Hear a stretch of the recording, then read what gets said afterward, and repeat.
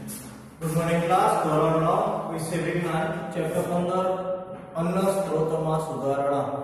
ગયા લેક્ચરમાં આપણે ખેતીમાં સેન્દ્રિય ખાતર અને રાસાયણિક ખાતરનો ઉપયોગ કરી અને કેવી રીતે જમીનનું જે બંધારણ છે તે સુધારી શકાય છે તેના વિશેનો અભ્યાસ કરેલો હતો. અને વધુમાં એટલું પણ સમજ્યા કે જમીનની અંદર જે ગુરુ પોષક તત્વો અને લઘુ પોષક તત્વો કેવી રીતે જમીનની અંદરથી તે ઓછા થઈ જાય છે અને તેની જે ઉણપ છે જમીનમાં તે પૂરી કરવા માટે આપણે જે સેન્દ્રિય ખાતર અને રાસાયણિક ખાતરનો ઉપયોગ કરી અને આપણે જે 13 જેટલા પોષક તત્વો છે તે જમીનને પૂરા પાડી છે અને તેનો જે સીધો ઉપયોગ છે તે પાકની ઉત્પાદન ક્ષમતામાં વધારો કરે છે અને જે ગમે તેવા વાતાવરણમાં પાકને ટકી રહેવા માટેની જે ઊર્જા છે અથવા તો રોગ પ્રતિકારક શક્તિ છે તેમાં પણ વધારો કરે છે, બરાબર, કે જેના લીધે ખેડૂતની આર્થિક સ્થિતિ વધે છે. હવે આપણે ખેતીમાં જે મુખ્ય તબક્કો છે ખેતીમાં સિંચાઈની વ્યવસ્થા તે જોઈ લે.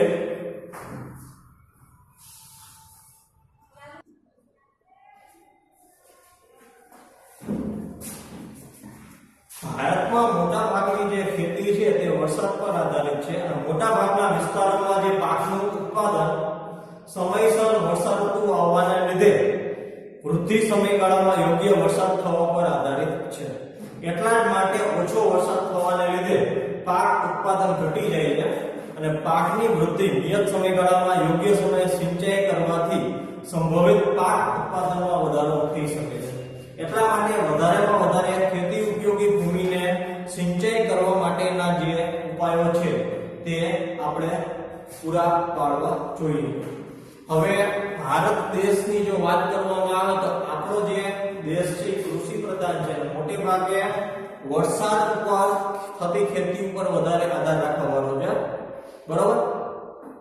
હજી પણ ઘણા બધા એવા સ્થળો છે કે જ્યાં જમીન સારી છે પરંતુ નહેર દ્વારા પાણી પહોંચતું નહીં હોવાને લીધે જે ખેતી છે તે થઈ શકતી નથી, બરાબર. આપણા ગુજરાતની વાત કરવામાં આવે તો સૌથી મોટામાં મોટો જે બંધ છે તે સરદાર સરોવર બંધ છે અને તેના દ્વારા નર્મદા નદી પર સરદાર સરોવર બંધ બાંધી અને ગુજરાતના બધા જિલ્લામાં નહેર દ્વારા જે ખેતી માટે પાણી છે તે પૂરું પાડવામાં આવે છે. એટલે વરસાદનો જે બીજો વિકલ્પ છે તે નહેર છે કે નદી તળાવ ની અંદર જો વધારાનું પાણી હોય તો તેને નહેર પદ્ધતિ દ્વારા ખેતરો સુધી પાણી પહોંચાડી અને 12 માસની જે ખેતી છે તે કરી શકાય છે અને પાક ઉત્પાદનમાં વધારો કરી શકાય છે. તો ભારતમાં પણ પાણીના અનેક સ્ત્રોત છે, વિવિધ પ્રકારની આબોહવા છે. આ પરિસ્થિતિમાં વિવિધ પ્રકારની સિંચાઈની જે પાણીના સ્ત્રોતના પ્રાપ્યતાને આધારે આપણે અપનાવી શકીએ છીએ. મોટા ભાગના જે સ્ત્રોતો હોય છે જ્યાં પણ નહેર પહોંચતી નથી તો એવા વૈકલ્પિક પાણીના સ્ત્રોત તરીકે તેઓ શું કરે છે તો ચોમાસાની અંદર ખેતરમાં નાની ખેત તલાવણી બનાવી દે છે. ખેત તલાવણીમાં જે પાણી છે તેનો સંગ્રહ કરે છે. આ ઉપરાંત જે વધારાનું પાણી છે તે કૂવા, ખેતરની અંદર કૂવા બનાવવામાં આવે છે અથવા તો ભૂગર્ભ જળ બોર દ્વારા ભૂગર્ભ જળનો ઉપયોગ કરી અને નહેર જ્યાં નથી ત્યાં તેવી જગ્યાએ આપણે પાણીના સ્ત્રોત તરીકે ખેતીનો ઉપયોગ કરી શકીએ છીએ. તેમાં પહેલો છે કૂવા. તો કૂવા બે પ્રકારના હોય છે, ખોદેલા કૂવા અને નળ કૂવા, જેને આપણે ટ્યુબવેલ પણ કહેવામાં આવે છે. ખોદેલા કૂવા દ્વારા ભૂમિગત પાણીના સ્ત્રોતો પાણીને એકત્રિત કરવામાં આવે છે. નળ કૂવામાં પાણી ઊંડા જળ સ્તરોમાંથી કાઢવામાં આવે છે. આ કૂવામાંથી સિંચાઈ માટે પાણીને પૂરું કરવામાં આવે છે, બરાબર. તો હવે અત્યારે તો બોર પદ્ધતિનો ઉપયોગ થઈ ગયો છે કે બોર પદ્ધતિનો ઉપયોગ કરી અને ખેતરમાં પાણી પાવામાં આવે છે, પરંતુ જૂની પદ્ધતિ પ્રમાણે આપણે જે કૂવા અથવા વાવની અંદરથી પાણીના સ્ત્રોત તરીકે સિંચાઈ કરતા હતા. બીજું આ જે નહેરો, આ સિંચાઈનું એક મોટું અને વિસ્તૃત વ્યાપક તંત્ર છે. પાણી એક કે વધારે જળાશયો અથવા નદીઓમાંથી આવતું હોય ત્યારે મુખ્ય નહેરમાંથી જે પેટા શાખા છે તે કાઢી અને જે તે ખેતરો સુધી તેને લઈ જાય અને જે ખેતરને પાણી છે તે પૂરું પાડવામાં આવે છે. બરાબર. આપણે સરદાર સરોવર ડેમ છે તે નર્મદા જિલ્લામાં આવેલો છે, પરંતુ ત્યાંથી જે મુખ્ય શાખા સૌરાષ્ટ્ર અને કચ્છમાં અને દક્ષિણ ગુજરાત, ઉત્તર ગુજરાત બધી જગ્યાએ તેને પહોંચાડવામાં આવેલી છે. અને મુખ્ય શાખામાંથી જે નાની નાની પેટા શાખા કહેવાય તેના દ્વારા જે પાણી છે તે છોડવામાં આવે છે અને આવી રીતે ખેતરમાં પાણી લાવી અને આપણે સિંચાઈની વ્યવસ્થા કરી શકીએ છીએ. નદીના પાણીને ઉંચકવાની પ્રણાલી પદ્ધતિઓ. જે વિસ્તારોમાં જળાશયોમાંથી ઓછું પાણી મળવાને કારણે નહેરોના વગડા અનિયમિત હોય છે ત્યાં પાણીને ઉપર કે નીચે લઈ જવા માટેનું તંત્ર ઉપયોગી બને છે. નદીઓના કિનારે આવેલા ખેતરોમાં સિંચાઈ કરવા માટે નદીઓમાંથી સીધું પાણી મેળવવામાં આવે છે. હવે ધારો કે ઉચ્ચ પ્રદેશ હોય, બરાબર, અને જે નહેર હોય તે નીચેના આવી હોય, અહીંયા સિટી હોય અને જમીન અહીંયા હોય. હવે નહેર અહીંયા સુધી આવતી હોય અને અહીંયા ઉચ્ચ પ્રદેશમાં કોઈ પણ સિટી વસેલું, કોઈ પણ ગામડું વસેલું હોય તો હવે અહીંયા રહેલા ખેતરોને પાણી પહોંચાડવા માટે જે અહીંથી ઉપર પાઇપલાઇન દ્વારા જે પાણી છે તે પહોંચાડવામાં આવે છે, બરાબર, અને ખેતરોને પાણી પહોંચાડવામાં આવે છે. અને નદી કિનારે અથવા તળાવના કિનારે આવેલા જે ખેતરો છે તે મુખ્યત્વે નદી અને પાણીમાંથી, નદી અને તળાવના પાણીમાંથી સીધો ઉપયોગ કરી અને પોતાને જરૂરિયાત પૂરતું જે પાણી છે તે ખેતરમાં નાખી શકે છે. એના પછી તળાવો આવે છે. નાના તળાવો, નાના જળાશયો જે નાના વિસ્તારમાં વહેતા પાણીનો સંગ્રહ કરે છે તે તળાવનું સ્વરૂપ ધારણ કરી લે છે. ખેતીમાં પાણીની પ્રાપ્યતા વધારવા માટે આધુનિક રીતો જેમ કે પાણીનો સંગ્રહ અને પાણીની વહેંચણીનું યોગ્ય પ્રબંધન જો કરવામાં આવે તો એના લીધે અત્યારે તમને બધાને ખબર છે કે ગામડે ગામડે ચેક ડેમો બાંધવામાં આવેલા છે. ચેક ડેમો હકીકતમાં 12 માસ પાણી સંગ્રહી શકાય એવા પ્રકારના ડેમ હોતા નથી, પરંતુ નાના નાના કે જ્યાં પાણીના સ્ત્રોત નાના નાના ગામડામાં તળાવો હોય અને આ તળાવમાં જે વધારાનું પાણી છે તે વહી જાય છે, તો આ વધારાના પાણીને વહી જતા રોકવા માટે ત્યાં આડી દીવાલ ઊભી કરવામાં આવે છે કે જેના લીધે શું થાય કે વહી જતું પાણી અટકી રહે અને ત્યાં ભલે ને 6 મહિના ચાલે તો 6 મહિના જેટલું તે પાણી ચાલે અને એના લીધે તે પાણી જમીનમાં ઉતરવાથી જે ભૂગર્ભ જળનું લેવલ છે તે પણ ઉપર આવશે અને બાકીના જે 6 મહિના છે તે ખેતીમાં આપણે બોર દ્વારા જે ભૂગર્ભ જળનો ઉપયોગ કરી અને આપણે જે ખેતી માટેની પાણીની જરૂરિયાત છે તે પૂરી કરી શકીએ છીએ. ઓકે, હવે આવે છે પાકની રીતો.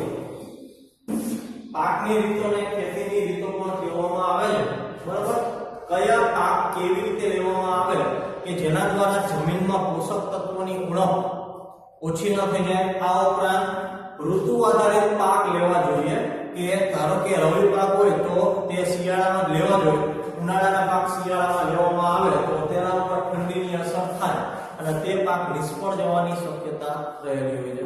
એટલા માટે ઋતુ આધારિત પાક એટલે વધારે લાભ મેળવવા માટે પાક ઉગાડવાની વિવિધ રીતોનો ઉપયોગ કરી શકાય છે.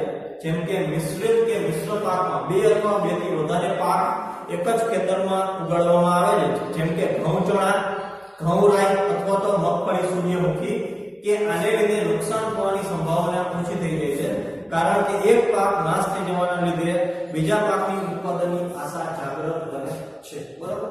હવે એક જ ખેતરમાં જો 2 પાક એને આંતરપાક પદ્ધતિ અથવા મિશ્રિત પાક પદ્ધતિ કહેવામાં આવે છે. જો એક જ ખેતરમાં 2 પાક લેવામાં આવે, ઘઉં ચણા, ઘઉં રાઈ અથવા મગફળી, સૂર્યમુખી, તો શું કહે છે કે ધારો કે એક પાક નિષ્ફળ જાય તો બીજો પાક છે તે આપણને મળી શકે અને જે નુકસાની છે તે ઓછી થઈ શકે.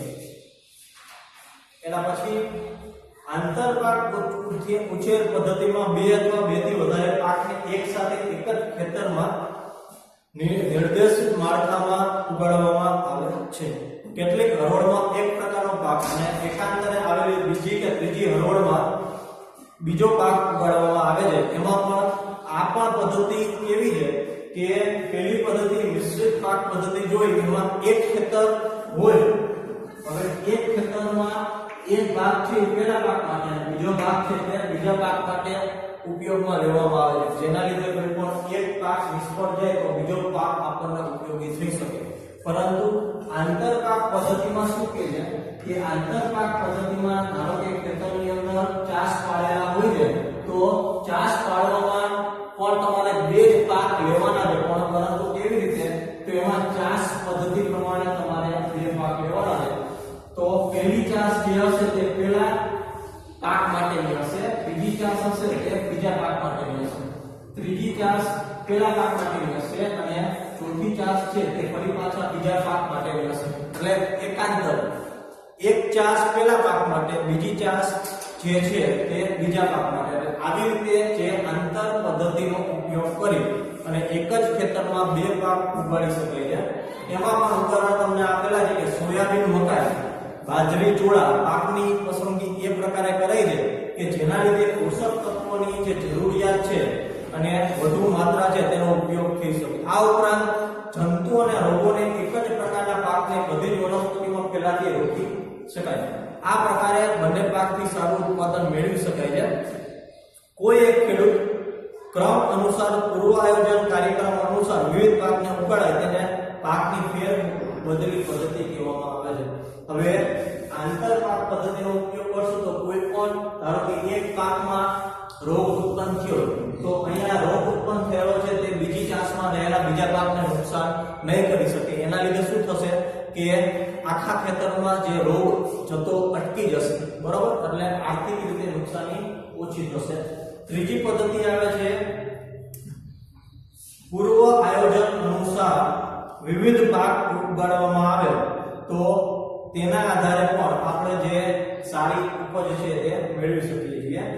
જેમ કે કોઈ પણ એક ખેતરમાં ક્રમ અનુસાર જો આયોજન મુજબ પાકને ઉગાડવામાં એટલે કે પાકની ફેરબદલી કરવામાં આવે તો તે આધારે પણ ભૂમિની જે મૃદુતા અને સિંચાઈની પ્રાપ્યતા છે તેના આધારે આપણે પાકની ફેરબદલી કરી અને એક વર્ષમાં 2 અથવા 3 પાક લઈ અને આપણે જે આર્થિક રીતે છે તે ખેડૂતો સદ્ધર થઈ શકે છે.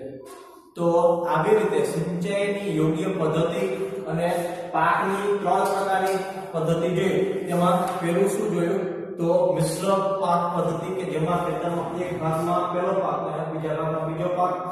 બીજી પદ્ધતિ જોઈ આંતર મિશ્રિત પદ્ધતિ, તેમાં એક ચાસમાં પહેલો પાક અને બીજા ચાસમાં બીજો પાક. અને ત્રીજી પદ્ધતિ જોઈ કે જેમાં યોગ્ય આયોજન પૂર્વક પહેલો પાક ઉગાડવામાં આવે એના પછી જે બીજો પાક છે એટલે ક્રમ અનુસાર વિવિધ પાક ઉગાડવામાં આવે તો એક વર્ષમાં 2 કે 3 પાક તમે લઈ અને યોગ્ય જે વળતર છે તે મેળવી શકો છો. હવે આના પછીના લેક્ચરમાં આપણે પાક સુરક્ષાનું પ્રબંધન તેના વિશેની ચર્ચા કરીશું.